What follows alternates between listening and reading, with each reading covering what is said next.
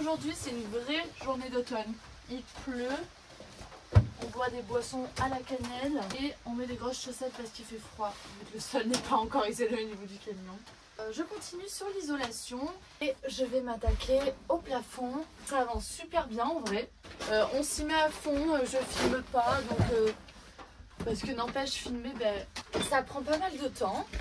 Donc voilà, moi au début qui n'aimais pas trop faire l'isolation, je trouve que c'est quand même une tâche plutôt relaxante, ça fait énormément de bien. Il n'y a pas trop à réfléchir et c'est pas une tâche à porter énormément de stress. Et ça fait du bien. On peut juste se concentrer et se détendre en même temps. Franchement, c'est plutôt génial à vrai dire.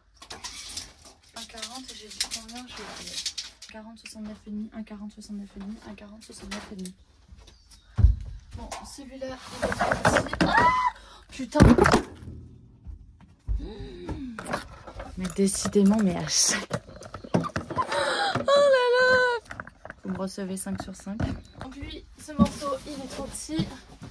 On va attaquer notre troisième rouleau d'isolant du coup.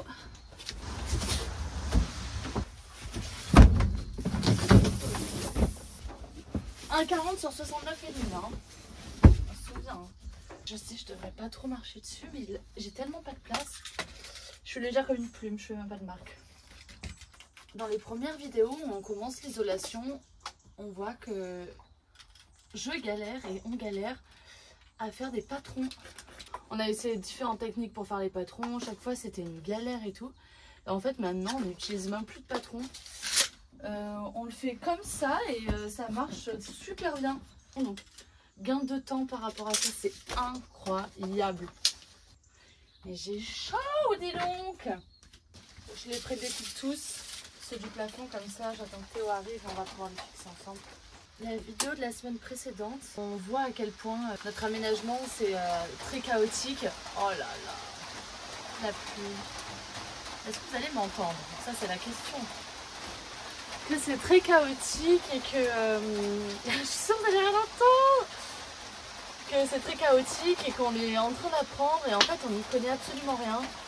Que j'avais ce rêve et que je l'ai embarqué dans ce rêve et puis il a décidé de me suivre. On est là, on apprend, on fait beaucoup d'erreurs.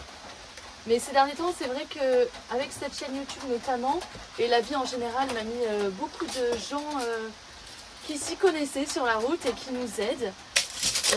Donc tous ceux qui nous donnent des conseils sur la chaîne YouTube, déjà merci beaucoup parce que ça nous aide. Et ça nous rassure parce qu'on voit qu'on peut faire aussi les bonnes choses. Et voilà, quand on est plus confiant, mais c'est vrai que voilà, il y a beaucoup de galères, on apprend énormément de choses et on essaye d'être très indulgent avec nous-mêmes, ce qui n'est pas facile, mais on essaye. On sait que c'est notre premier véhicule qu'on aménage, la première fois qu'on fait des travaux de notre vie. On n'a pas du tout le savoir que de certaines personnes quand elles se lancent dans cette aventure et puis voilà quoi, on apprend, on va faire des erreurs c'est sûr. Tant qu'on réussit, que nos camions soient homologués et qu'on nous donne l'homologation et qu'on puisse être BASP, voilà. Chaque erreur peut être rattrapable et que voilà, ça fait partie de l'aventure. Donc on est demandeur de conseils. C'est pas facile tous les jours, loin de là, très très loin de là. Vous le savez que ça va être compliqué. On veut apprendre. On veut se débrouiller tout seul. On est indépendant. Mais bon, je pense qu'il y en a plus d'un d'entre vous quand il regarde les vidéos et il doit s'étouffer. C'est pas possible. Oh là là, parce que, enfin vraiment, zéro base quoi. Ça me fume. Mais c'est comme ça, il faut bien commencer quelque part, non? Et je trouve qu'on s'en sort pas mal. Il faut être indulgent avec soi-même dans la vie. Et surtout, il ne faut pas avoir peur de se lancer dans des projets. Il ne faut pas. C'est pas parce que tu n'as aucune connaissance que tu ne vas pas y arriver.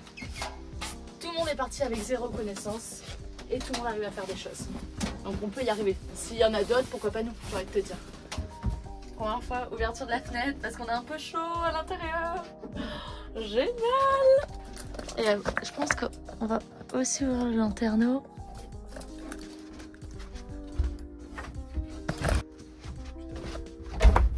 Ça va nous lâcher un jour. Mais non, pas du tout, c'est fait exprès. Pour les renforts, on a réussi à mettre du 19 mm, mais juste là, on a le radar, quoi, comment on appelle ça? La lumière de recul, les feux de recul, bon bref, vous avez compris. Et en fait, on sait pas comment isoler parce qu'il y a les vis et tout. Donc si quelqu'un a un tips, parce que voilà, pour tous les renforts, en fait, on a mis de l'Armaflex. Quelqu'un sait si on peut coller directement l'Armaflex dessus, ou si on peut juste mettre du copeau, ou alors on pose l'Armaflex sans le coller. Qu'est-ce qui est préférable en gros? Voilà, parce qu'on se doute qu'après, si on veut le changer, il faut qu'on puisse accéder à ça. Donc voilà, merci s'il vous plaît.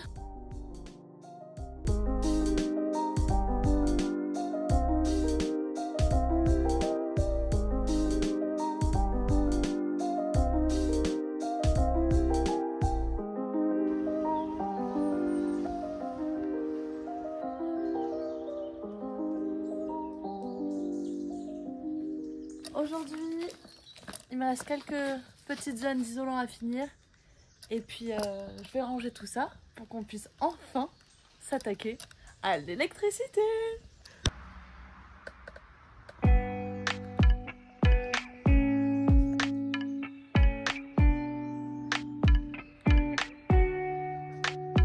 Règle numéro 1, ne jamais laisser la bâche par terre pendant plusieurs jours. C'est la fin de cette vidéo. Cette semaine j'ai beaucoup blablaté parce que en fait on a fait l'isolation, toujours la même chose en boucle. Là on a fini, vous avez vu le résultat juste avant et je suis très heureuse. Votre pote est enfin noir, il n'est plus blanc. Je vais quand même faire cette vidéo un peu plus posée où je parlais, voilà, pour dire tout simplement qu'il faut croire en ses rêves, qu'il ne faut pas abandonner, que c'est dur, mais voilà, on est très heureux. Believe, croire en ses rêves. Bisous.